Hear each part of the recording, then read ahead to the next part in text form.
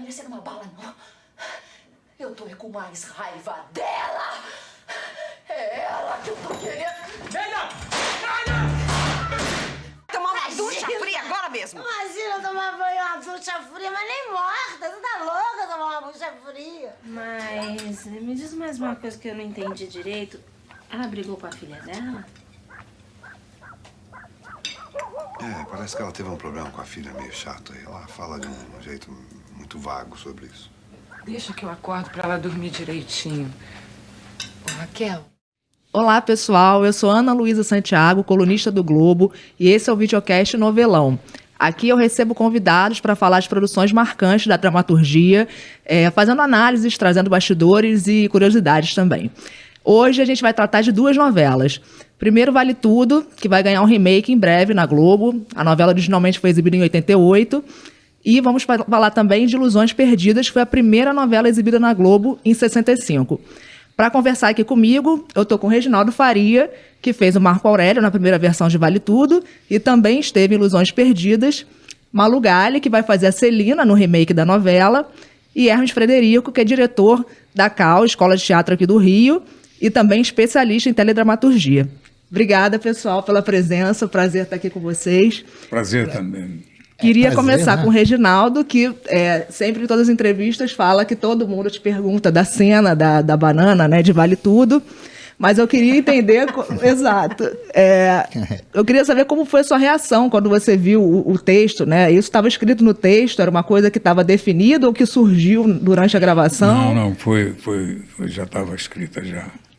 Gilberto Braga já tinha planejado essa banana com muita maestria, né? Muita maestria. Aliás, o status quo merecia, né? Exato. Então, eu fui só o intérprete dele. Uhum.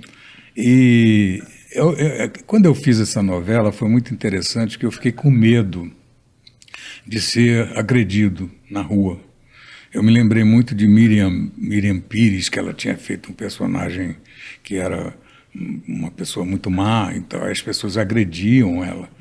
Eu saí às ruas e, de repente, eu vi que as pessoas me aplaudiam, gostavam. E eu fiquei surpreso. Por que será? Né? Aí eu fiquei imaginando se essas pessoas dariam também uma banana para o Brasil. Dariam. Mas era exatamente pelo status quo, exatamente pelo momento político que a gente vivia, né, que era triste. Inflação de 40% ao mês. No outro programa eu falei que era ao dia, mas é ao mês. Né? E 2.000% ao ano. Então era uma loucura.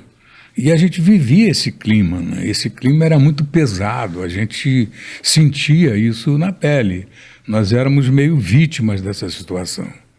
E eu me lembro que o grande sucesso da novela, ele convergia em cima do personagem da Odete Roitman, né? Quer dizer, e tudo fazendo uma analogia, vamos ver se a gente consegue fazer uma analogia da Odete Roitman como a inflação, né? Porque as pessoas queriam que alguém matasse essa inflação e queriam saber quem iria matar essa inflação, né? Uhum. E olha só que coisa impressionante, ninguém ficava em casa.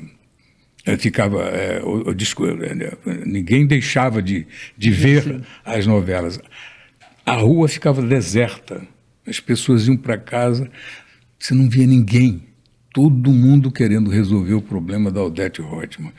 Não seria isso uma forma análoga de você verificar o problema político que estava vivendo no país? E é mais ou menos isso que eu senti.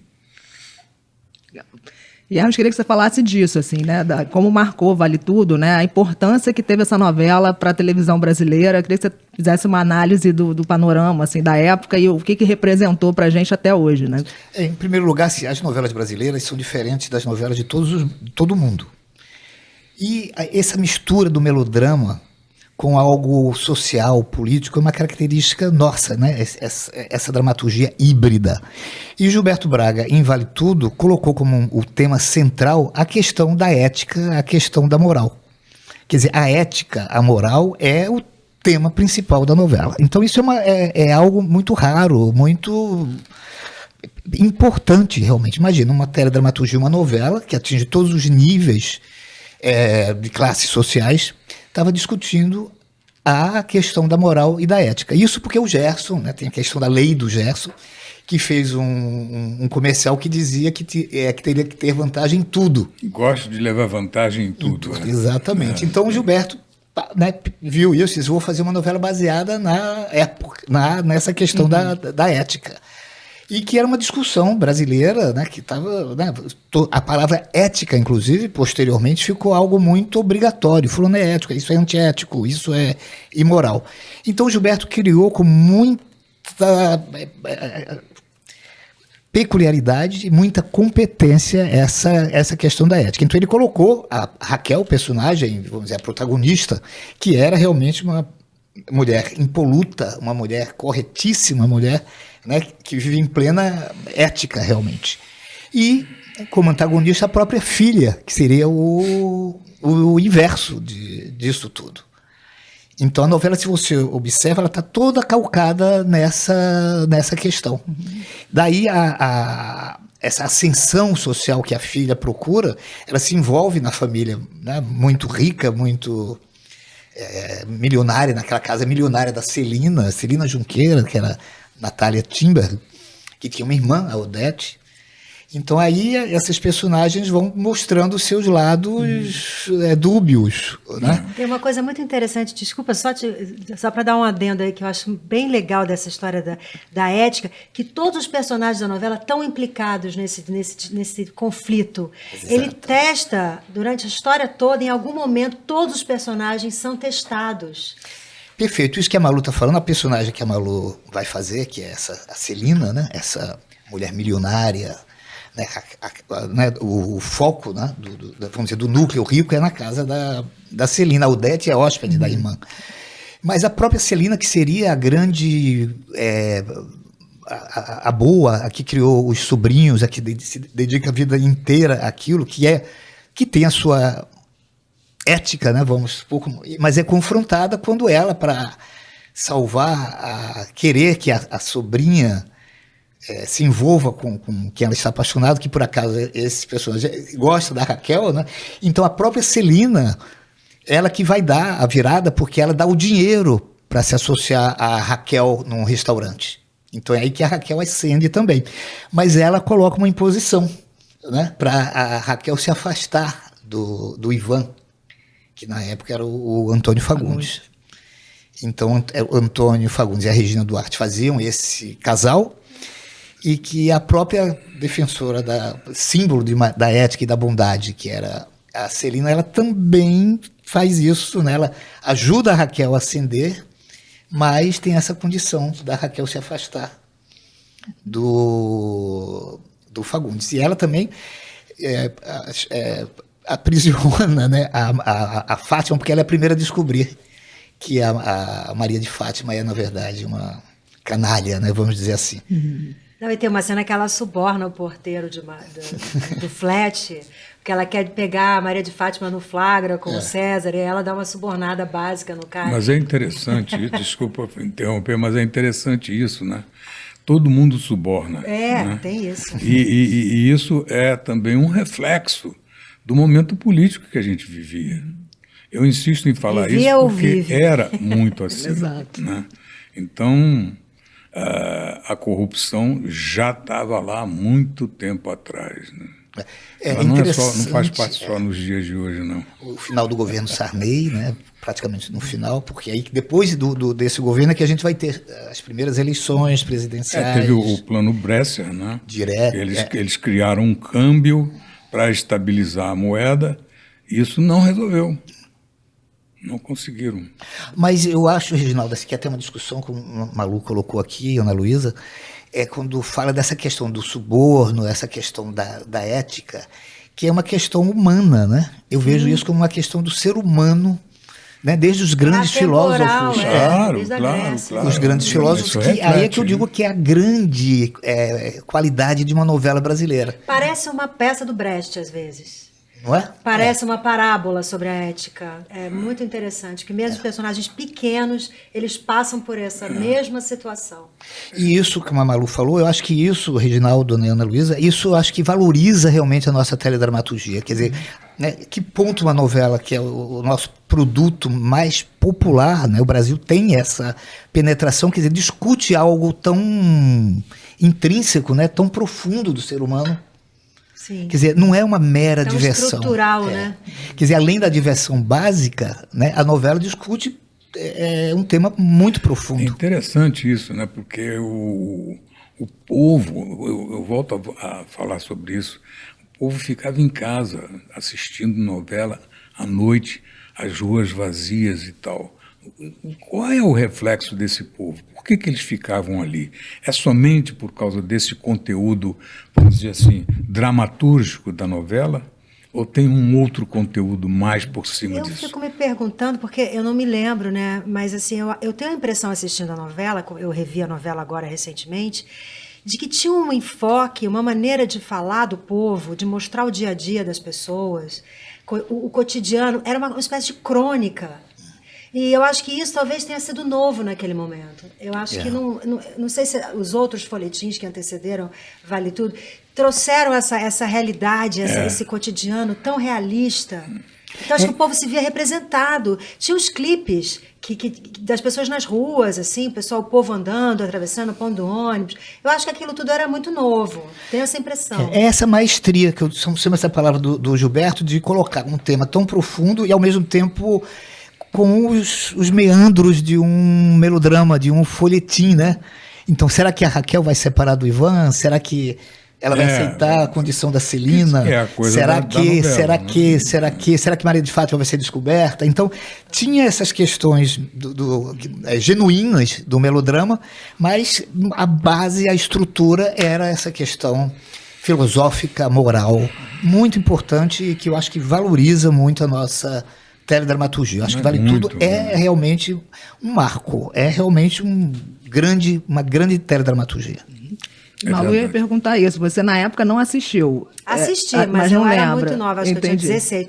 E também, assim, assisti do jeito que adolescente, né, não parava em casa. Entendi. Mas eu me lembro. Mas o que vem à sua cabeça, assim, a primeira coisa que, quando fala em Vale Tudo, assim, antes de você, obviamente, mergulhar para personagem, o que vinha, eu me assim? lembro, né, da Raquel e da Maria de Fátima, da Odete Reutemann, essas personagens, porque eram muito, né, marcantes. E o que o público pode esperar da Celina de hoje? Qual vai ser a diferença? Essa coisa do que o público pode... Não sei o que o público pode esperar, porque o público hoje em dia é uma coisa assim, né, uma incógnita. Digo de você fazendo, sim, assim, o que vai ser diferente? O que a gente está fazendo, que eu acho que é importante que seja feito, né, é uma adaptação para os dias de hoje, né? Então, assim, é um remake, é uma releitura, né? Então, eu acho que tem uma coisa de manter uma estrutura, né, a coluna vertebral do texto, os arcos maiores dos personagens, isso tudo não se perde, obviamente, né, muito pelo contrário, mas eu acho que pequenos ajustes são necessários. No caso da Celina, uma mulher da minha idade, eu tenho 53 anos, acho que a Natália, na época, tinha 59. Quer dizer, uma mulher, uma cinquentona, que não se casou, que criou os filhos da irmã, que não trabalha.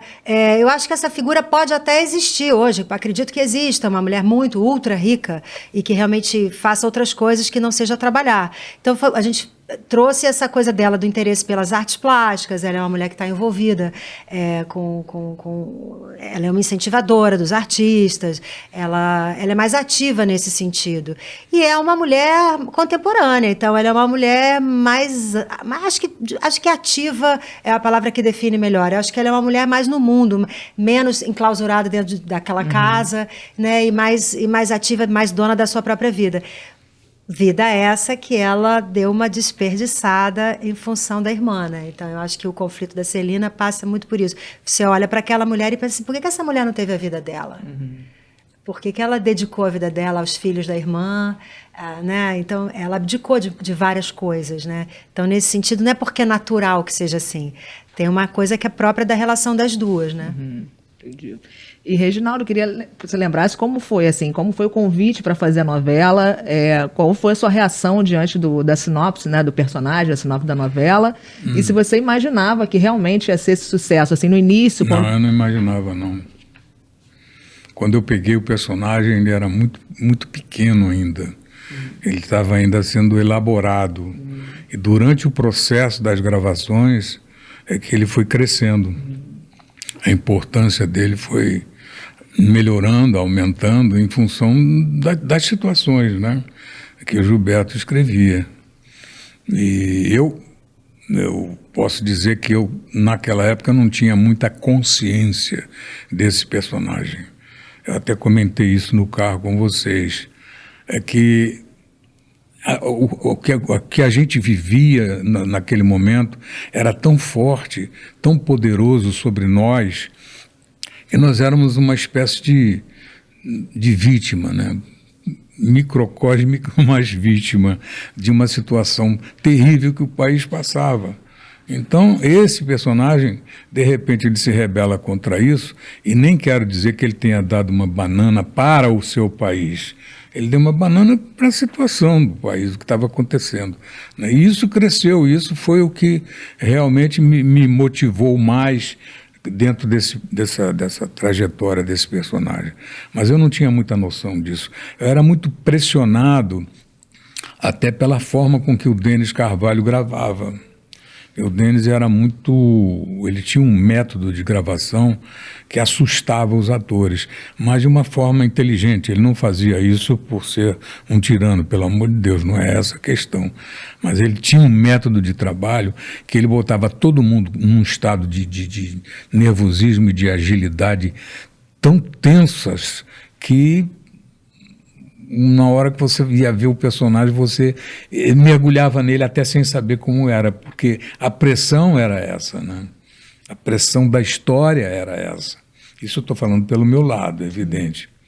E isso foi o que mais me impressionou. Então, que o Marco Aurélio, essa personagem que seria o vilão, né, da novela, e esse símbolo da banana, isso mostra a perpetuação, né, até hoje, dessa categoria né, do antiético, do imoral, que não está nem aí realmente, né? A banana simboliza isso. Olha, vou continuar. O cara está acima do imoral. bem e do mal. O cara, ele realmente não se preocupa com nada, porque ele sabe, ele está certo que nada vai acontecer com ele. Exatamente. Eu acredito, mas acho também que tem um outro lado, que é o lado da raiva que ele tem pelo sistema. Que o sistema pisoteou ele. Né? Será que ele é só mau caráter dentro desse sistema, ou o sistema o ajudou a pensar dessa forma? Isso também é uma questão que me pesa muito, né? O fato de ele ter dado essa banana não significa só que ele fosse um indivíduo assim. Eu acho que ele se sentiu pisoteado. É aquela coisa, meu Deus, eu vou ao supermercado, eu tenho que comprar 3 meses de supermercado para segurar a minha economia. Você fica com raiva, né? Aí que nasce um componente, de repente, vingativo, né? Que é a banana. Da raiva e do medo nasce muita coisa terrível. E aí, assim, que desde 1990 que eu tenho que responder sobre a minha banana. Que eu já não sei mais o que é que eu vou fazer. Já não tem mais o que falar sobre isso, né? Agora, Ana Luísa, o segundo, eu lembro perfeitamente, assim, a novela estreou, né? Ela vinha com expectativas. Ela já criava ela tinha uma coisa ali que já prenunciava que se iria gostar. E aquela música do Cazuza, né? Que a gente não pode esquecer. A trilha era sensacional. Incrível. Brasil, Nossa, olha a sua cara. Olha aí, né? Exatamente, mostra a tua cara, né? Então essa. Exatamente. Mas o segundo dia, a novela estreou no segundo dia, a novela já era comentada, muito comentada. Então algo ali, algo solar, algo pegou o público também de cara. E o Gilberto tinha essa grandeza, essa sensibilidade, né, que entrava nesses pormenores do ser humano, mas também entrava na questão mais, vamos dizer assim, como se diz, macrocósmica do país, né? Do que estava acontecendo naquela época. Isso é impressionante nele. E eu não sei se ele tinha essa visão política muito afiada, eu acho que ele não tinha, mas a sensibilidade dele, ela superava tudo isso. Você não acha isso? Eu sinto muito. Sim, a gente estava vivendo, quer dizer, era o primeiro governo não militar, né? Embora não eleito pelo povo, e que, no fundo, terminou nos decepcionando em função dessa economia aterrorizante, dessa inflação que a gente, hoje, quando você fala, né, esses números, como o Reginaldo falou, a gente fica Eu lembro da maquininha no atordoado. supermercado, que a gente tinha que correr antes do cara da maquininha para pegar o produto. Era um momento de terror. Maquininha, só econômico. explicar, a maquininha das etiquetas, preço, ele ia mudando o preço, a gente corria para se adiantar. Era um momento de terror. Então, e qualquer coisa que você fizesse que fizesse uma abordagem do comportamento do personagem, ela estava automaticamente implícita ao movimento político que estava acontecendo no país. Você não tinha como fugir disso. Era uma coisa absurda. E, Reginaldo, você falou dessa cena da banana, que você já falou várias vezes, mas tem alguma cena assim que você lembra que foi muito importante do personagem, as pessoas pouco falam? Lembra de algum momento assim bem emblemático, mas que não é tão lembrado, mas que para você foi bem importante? Acho que não, acho que a que foi mesmo, a que ficou foi essa. Não que as outras não sejam importantes no sentido da dramaturgia, né?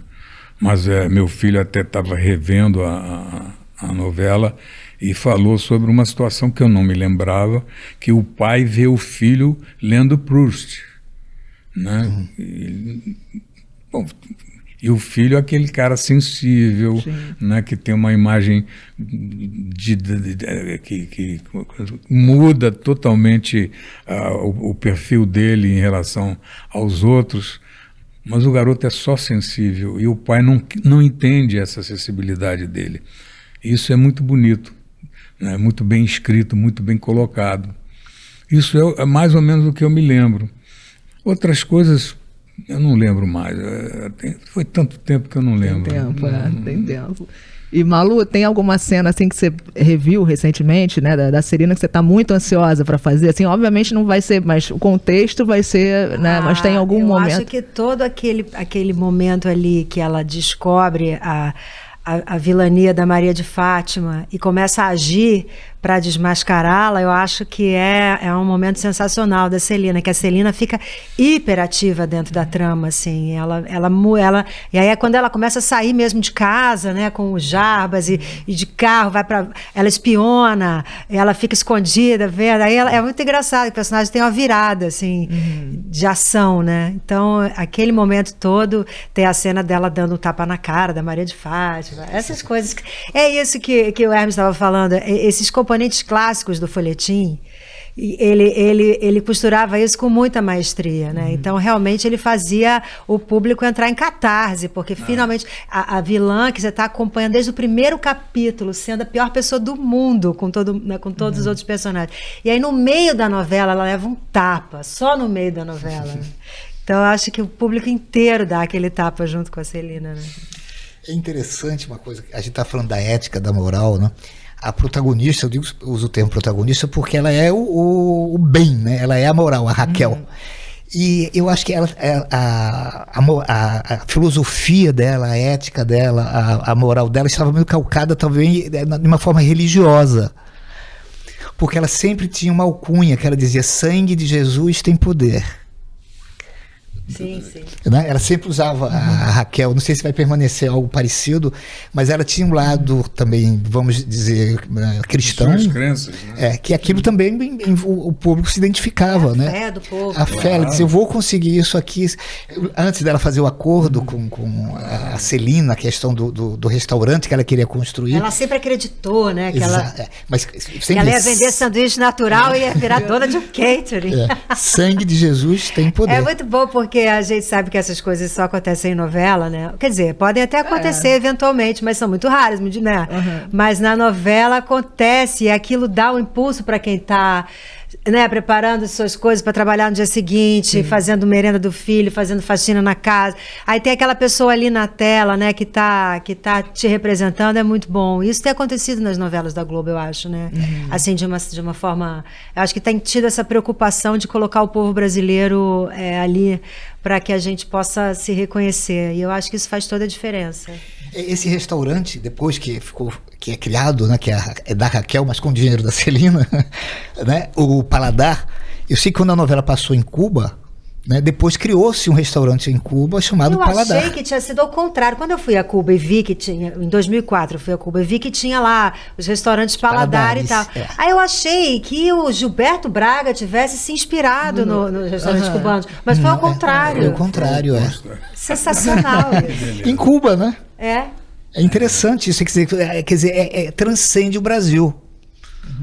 Né? Transcende. Os cubanos assistem muita novela. Eles assistem muita novela. E, Reginaldo, eu queria saber também como foi essa parte do final, assim, né? De todo o mistério em relação a Odete Roitman. Como foi? Vocês, atores, sabiam? Assim, vocês gravaram um pouco antes, mas aí foi logo ao ar, assim? Como é que foi esse mistério todo para vocês? Como... Não, eles não deixavam a gente ler o último capítulo. Ninguém sabia o que ia acontecer. Cada um gravou a sua... Era quem matou Odete Roitman, aquela coisa toda. Foi o primeiro Quem Matou da história da TV ou não? Teve o Quem Matou Salomão Rayala também. Não, tiveram alguns. Eu me lembro disso também. Na Globo, o primeiro foi Assim na Terra como no Céu. Aliás, desculpe, foi Véu de Noiva, já a primeira, que o Geraldo Del Rey participava da novela, que era a primeira da Regina Duarte na Globo, quando ela vem da TV Excelsior, entra na Globo, um grande sucesso de Jeanette Claire, onde as novelas da Globo mudam, que eram dominadas pelo aquele estilo da Glória Magadã. Quando a Glória Magadã sai da Globo, Jeanette faz uma novela moderna, muito moderna, chamada Véu de Noiva. Né, que tinha o automobilismo, as personagens não se chamavam mais com aqueles nomes exóticos que a Glória colocava, então já eram, né, Irene, Luciano, nomes Brasil entrando nas novelas, o seu cotidiano. E o Geraldo Del Rey era o namorado da Regina Duarte, que era, no fundo, apaixonada pelo Cláudio Mazo. O casal era Cláudio Mazo e Regina Duarte.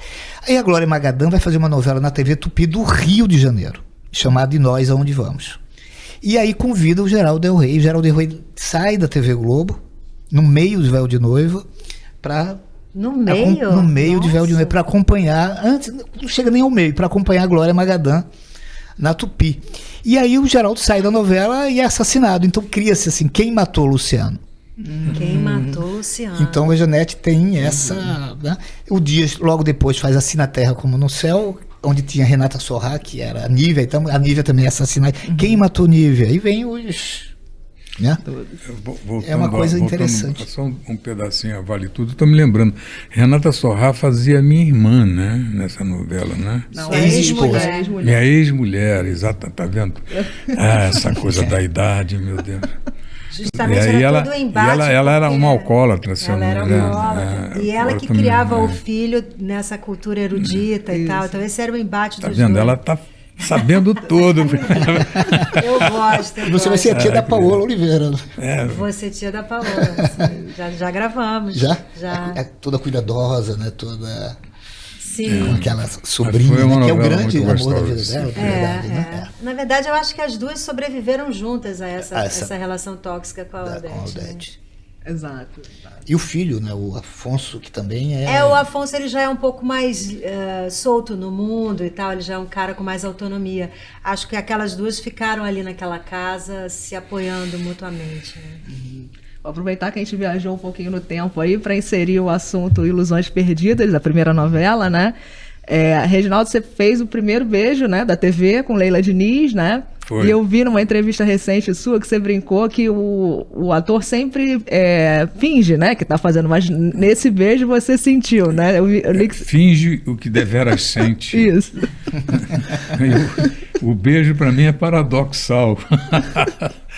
Mas foi uma coisa bonita, um trabalho bonito com a Leila. Era da Glória? Não lembro se era da Glória. Não, era Enia Petri. A mulher do diretor, né? Ela era esposa do diretor dessa novela. Mas foi o momento da minha estreia na Globo. Eu era muito garoto e a gente tinha mais aquele sentimento aventureiro de fazer as coisas, porque tudo era meio aventura, né? Você levava 1 ano para fazer um filme, por exemplo, às vezes ficava 2 para fazer outro filme, e você tinha que ir para uma sala de dublagem para poder ganhar dinheiro. Eu me lembro de um grupo que dublava filmes internacionais, era Daniel Filho, Leila Diniz, Jéssica Valadão, Hugo Carvana, Reginaldo Faria, entendeu? Para poder sobreviver. Então, tudo era uma aventura. A TV Globo, a chegada da TV Globo era aquela novidade ainda meio aventuresca, né? Então, foi todo esse processo. E quando eu fiz essa novela com a Leila, né? não somente a Leila, atores maravilhosos que foram Osmar Prado, Emiliano Queiroz, Walter Foster, Yara Lins, mas eu ficava impressionadíssimo com a quantidade de texto, não dela, mas de uma outra, acho que foi Paixão de Outono, né? Que foi na sequência, né? Da Glória Magadã. E eu chegava no estúdio, eu vi o Walter Foster decorando toneladas de texto na hora antes, um pouquinho antes de entrar em cena. Eu ficava impressionadíssimo com isso. E eu reclamava, essa mulher, ela conta uma história enorme para dizer uma palavra simples, que eu te amo, e ela contornava essa situação. Na época da Leila, nessa cena do par romântico e tudo mais, era uma coisa ainda muito jovial e meio infantil, sabe? Da esperança da vida, do mundo e tudo mais. Não tem uma história mais profunda a acrescentar. Eu acho que também ela nem chegava perto do Gilberto Braga. Sim. E me fala um pouquinho de Ilusões. Hermes, você disse que assistiu, né, na época? Vocês me viram assim, pô, você viu Ilusões Perdidas, você viu Paixão de Outono, é um rosto, mas eu vi. Eu era muito pequeno, eu tinha 5 para 6 anos, quando a TV Globo, né? E eu gostava de ver novela, eu não gostava de ver desenho animado. Então aquilo tudo me encantava. Isso, gente, menino de 5 anos. Mas era uma coisa nova, aquilo me encantava. Aquilo era assim, o que é isso? O que vai acontecer? Porque você não sabia realmente o que ia acontecer, porque não havia divulgação de capítulos, tudo era surpresa. Então você ficava assim, quero ver. Então Ilusões Perdidas eu não vi integralmente, porque era um horário, ela começou 7 horas, 7h30, depois passou para as 10 horas, depois volta, mas eu tenho lembranças sim, eu lembro do Reginaldo com a Leila, bastante, a Leila surgiu assim, Leila Diniz, o nome, né? Leila Diniz. Então essa jovem, essa mocinha, junto com o Reginaldo, que viraram logo após símbolos marcantes do cinema brasileiro, tinha uma química muito grande. Lindíssimos que eles viam. Nossa Senhora. Não, e o interessante que eu lembro bem era que o Reginaldo era muito bonzinho. Muito bonzinho, isso ficou marcante. Era muito bonzinho. E a Leila fazia uma personagem. E a Leila fazia uma jovem pelo qual ele era apaixonado, que era meio rebelde. Assim, ela era meio rebelde, mas que vai se encantando com o Reginaldo. E depois o Reginaldo ainda fez par da Leila também no Paixão de Outono. Então os dois ali também você vê que tinha uma continuidade, né? Existe isso, né? Uma química de atores, né? Sim, geralmente quando dá certo acaba repetindo, né? Não é? É lamentável que tudo isso se perdeu no incêndio, né? E depois, estando o Reginaldo aqui perto, né? Ainda foi porque é tudo seguido. Sim. Aí o Reginaldo mais uma vez e a Leila também mais uma vez. Eu não sabia que a Leila tinha feito novela. E o Rosto de Mulher. Então o Rosto de Mulher já era muito pesada, assim, no bom sentido, era ótima, porque você mostrava uma mulher, Natália Timber. Maravilhosa. Natália fazia uma mulher que tinha dupla personalidade, que depois virava tripla personalidade. Então ela era muito quieta. Tripla? Eu fui namorada dela, sabia? Nessa novela. Ela é Elisa, o nome dela. Depois ela vira Beth. Ficção. Devassa, uma mulher que vai pra noite. Vai pra noite, você supõe, né? Aquela mulher quieta que de repente muda tudo, vestidos decotados. Que delícia, e aí entra um sedutor na jogada. Assim, você olha para aquele homem assim, risonho. Sedutor, e ela vai junto com esse cara. E o outro, que era o, vamos dizer, o oficial, que era o par dela, que era Carlos Alberto. Você ficava assim, pô, como é que... Né? Então ela era apaixonadíssima pelo Carlos Alberto, tudo certinho. E quando ela virava outra, ela ia procurar o charmoso, o sedutor. Então, que era o Reginaldo, né? Era muito interessante Um Rosto de Mulher. Posso contar um detalhe interessante de um telefonema que a gente tinha que fazer. Naquela época só tinha 2 câmeras, né? Uma acendia aqui, outra acendia lá. E a Natália Timber com um telefone, eu com o telefone. O contra-rega virou e falou assim: a luzinha vermelha acendeu, você fala. A luzinha vermelha apagou, você escuta. A luzinha vermelha acendeu, você fala. Apagou, você escuta. E eu ficava ouvindo a Natália lá. Aí acendeu, eu falava. Aí ela falava. Aí, de repente, eu entrei na luz dela. Aí o Sérgio Brito saiu do estúdio vociferando. Cara, foi um choque para mim. Eu fiquei tão envergonhado. Meu Deus, entrei na luz da Natália. Gente, mas a pessoa não pode errar, que horror. Não podia errar. O Sérgio Brito era rigoroso. Excelente diretor, mas rigoroso. Mas foi muito bom, fez parte da história. Reginaldo, eu lembro, eu fiz um programa com o Reginaldo no Canal Viva, que é Grandes Atores. Né, tocando só no Paixão no Rosto de Mulher, o Reginaldo falou que, contracenando com a Natália, num determinado momento, ele entrou na personagem. Ele dizia que a Natália era tão natural que ele entrou na personagem como se fosse uma pessoa, contracenando com outra pessoa, que aquilo foi um fenômeno. Não sei vocês atores, como é que que fenômeno é esse? Pergunto a Malu e para o Reginaldo. Comigo foi, não só com Natália, também com Fernanda Montenegro, as duas. Elas, um pouquinho antes de entrar em cena, elas começavam a falar o texto. Mas, na verdade, já estava gravando e eu não sabia. E ela começou a falar, a conversar, e eu estou olhando para ela como se eu estivesse numa conversa normal fora de cena. E, de repente, eu me flagrei que era cena. Aí eu entrei dentro do personagem, saí do lado espectador de ator e passei a ser o personagem ao lado dela. E com a Fernanda Montenegro foi a mesma coisa. Estava ela, o Fernando Torres, eu, e nós estávamos sentados esperando a hora de gravar. De repente a Fernanda começou a falar. E eu estou... o que ela está querendo dizer? Não estou entendendo. Mas isso é da história. Entrei em cena. Elas eram fantásticas, essas mulheres são mágicas, pelo amor de Deus. E Reginaldo, como é que era no Ilusões? Eu tenho assim? certeza que ela vai fazer muito bem. Bom, tomara, você é uma pessoa inteligente. Vamos trabalhar para isso. Inteligente e talentosa. Vai ser. Obrigada, talentosa, eu sou testemunha, assim, eu Sim. vi vários momentos da Malu no teatro, depois na televisão, mas é uma atriz realmente de grandes recursos, assim, uma atriz, né, daquele grupo que a gente chama seleto de atrizes especiais que o Brasil Obrigada, tem tanto. É um fato, não digo nem que seja elogio, acho que é um fato realmente. Claro. Bom, agradeço, mas eu não posso deixar de agradecer, né? Um pouco sem graça. E Reginaldo, Ilusões, como era? Assim, eu lembro que você falou que vocês gravavam vários cenários, né? Como é que... O cenário era como se fosse um showroom.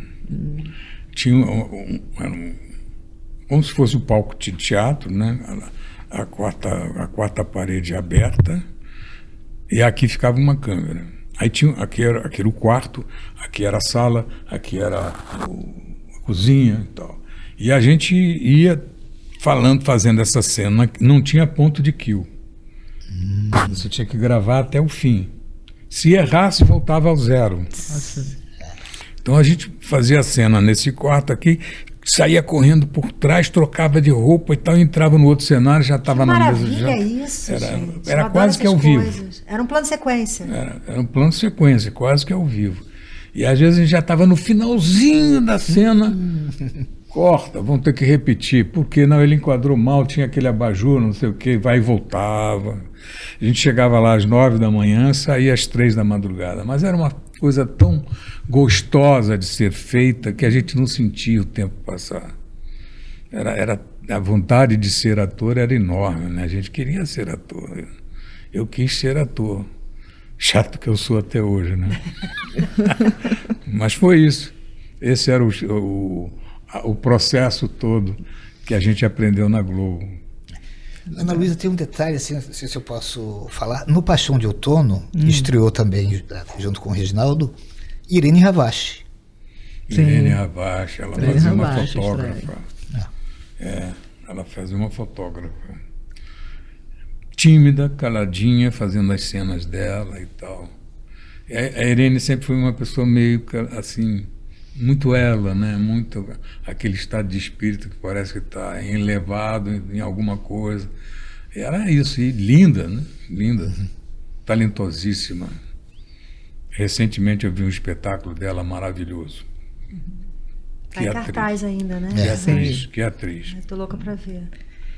E, Malu, a gente está falando de novela, a importância de novela, toda hora surge aquele debate, né? Novelas vão acabar e tal. E qual é a responsabilidade de fazer uma novela hoje tão esperada, né? Um remake de um sucesso, assim, isso vocês atores sentem essa pressão, assim, vamos dizer, como é hoje? Não, a gente sente que tem uma expectativa muito grande, né? Porque não é mais um remake, né? Porque acho que Vale Tudo, como o Hermes bem disse, é uma novela que foi um grande acerto e por ter sido um grande acerto, ela virou um marco.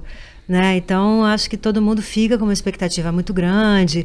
Tem gente que já condena fazer um remake de antemão, o que eu acho muito curioso, porque eu acho que se um texto foi um grande acerto, esse texto merece ser revisitado, merece ser relido, comentado, discutido, porque a cada nova montagem você propõe uma nova visão. Então você propõe uma discussão acerca daquele texto, né? E as discussões, os diálogos são bem-vindos. Falam muito em comparação, eu prefiro falar em diálogo. Eu acho que uma obra vai dialogar com a outra, para quem viu. E isso é muito rico. Então a nossa expectativa é de promover um bom diálogo, eu acho. A nossa expectativa é de mostrar uma nova faceta para essa história, mas que honre o DNA dessa história, que honre, né, o rigor com que ela foi feita na primeira versão. E eu acho que a gente está com esse espírito, a gente está muito animado. E, bom, enfim, eu te respondi, você perguntou mais alguma coisa? Não, isso. Eu acho que a gente está muito empolgado com essa perspectiva. Vai dar certo, né? vai dar certo. Uma autora muito forte, né, que fez trabalhos muito fortes na teledramaturgia dos últimos anos. Isso também é... Sim, ela é muito... A Manuela é uma pessoa muito politizada e ela é uma fã do folhetim. Então, nesse aspecto, eu acho que ela vai honrar os dois polos principais do texto, sabe? E eu lembrei que você perguntou primeiro assim, em relação a será que a novela vai acabar e tal. Sim. Eu acho que não, eu acho que o melodrama, para os latinos principalmente, é um gênero que vai estar sempre presente, seja no cinema, seja numa canção, ou seja no folhetim. Eu acho que ele fala da nossa natureza, né, das nossas emoções. E eu acho, a Fernanda Torres deu um depoimento super bonito outro dia, né, mais uma das brilhantes entrevistas da Fernanda Torres.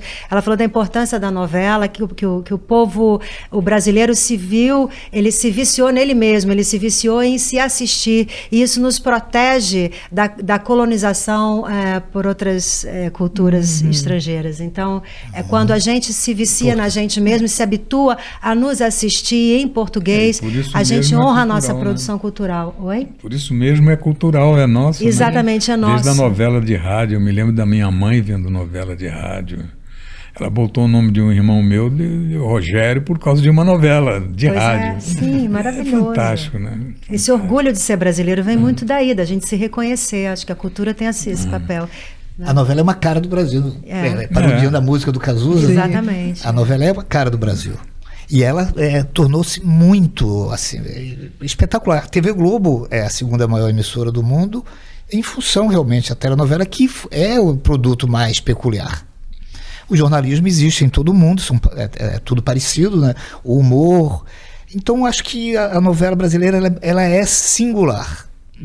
Ela evoluiu, a gente está falando da Glória Magadã, o Reginaldo falando, demorava um tempão para dizer eu te amo, né? E os temas sociais e políticos foram inseridos, os comportamentos. Claro. Né? Então o Brasil passou realmente a ver uma das suas caras. Né?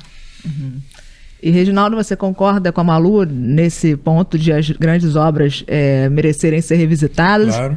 Ou você tem aquele ciúmezinho dos seus personagens? Não. Ou eles são eles. Outros atores. Não, agora. Desapega.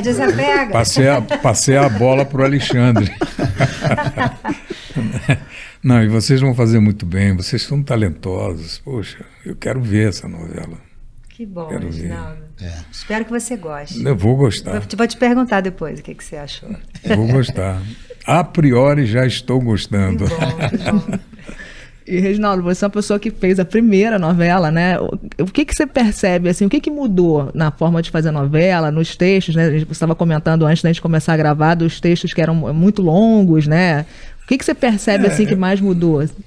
Eu acho que foi o processo tecnológico, né, da Sim, televisão, claro. né, que isso aí acelerou, né, quando veio o ponto de kill já facilitou muito mais.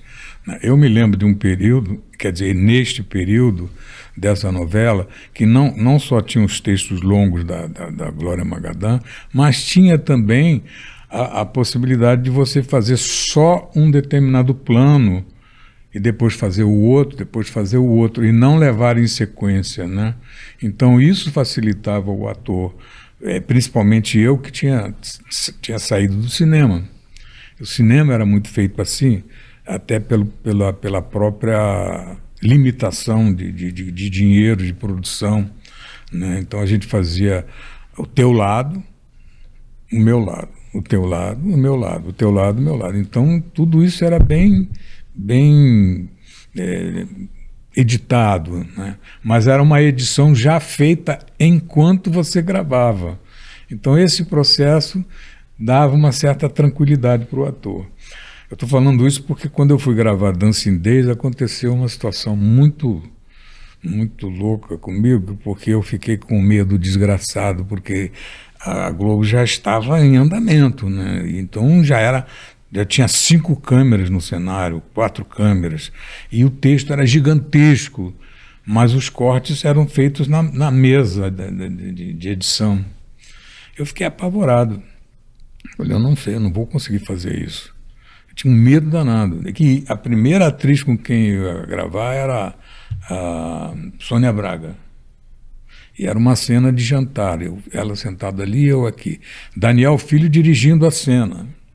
Aí o Daniel virou para mim e falou, ele percebeu que eu estava nervoso. Ele falou, você esqueceu o texto, você corta a carne aqui e tal, pensa, dá uma paradinha para lembrar do texto e tal. Tudo bem.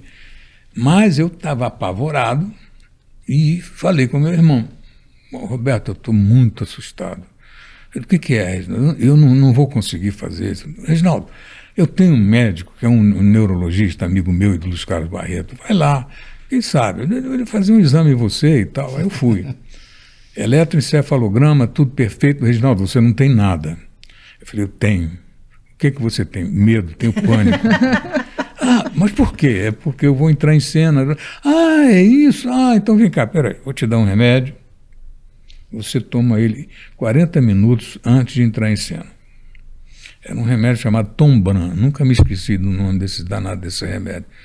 Era um barbitúrico daqueles violentos. Eu tomei aquele negócio e quando eu fui gravar com a Sônia Braga, eu não ia falar. Meu Deus. Minha boca enrolou e tal. Aí o Daniel saiu de lá e veio, falou no meu ouvido, Reginaldo, você se drogou? Eu me droguei. Mas você se drogou para gravar uma novela na TV Globo, Reginaldo?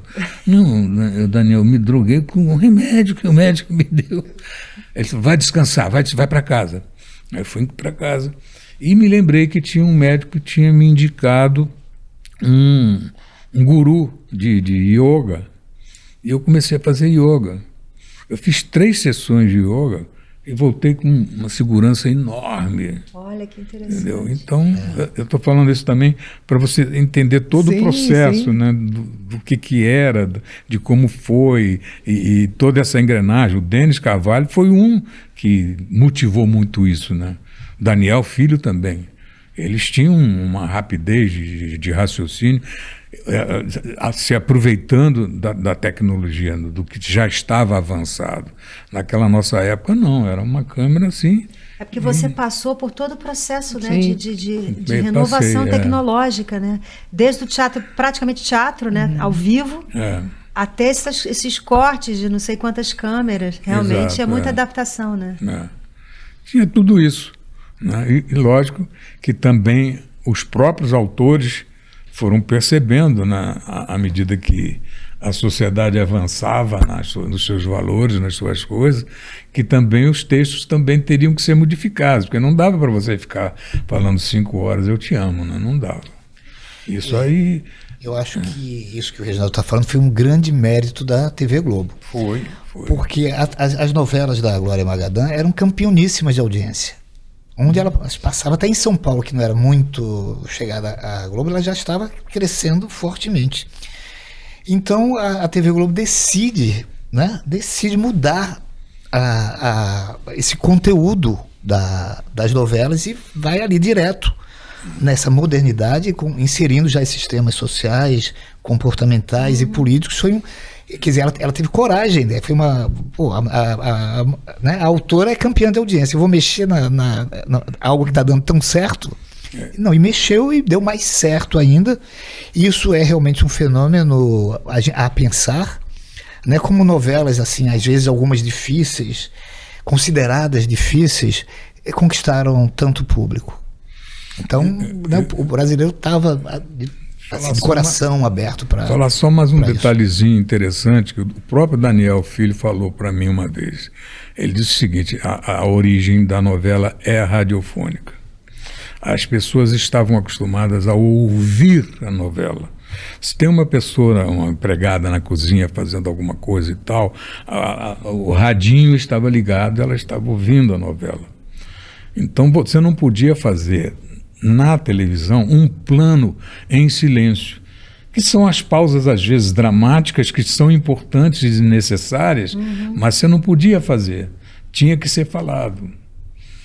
A pessoa, se ela tirasse o olhar da televisão para cortar alguma coisa aqui na mesa, a voz estava ali, ela estava ouvindo. Então esse processo era fundamental.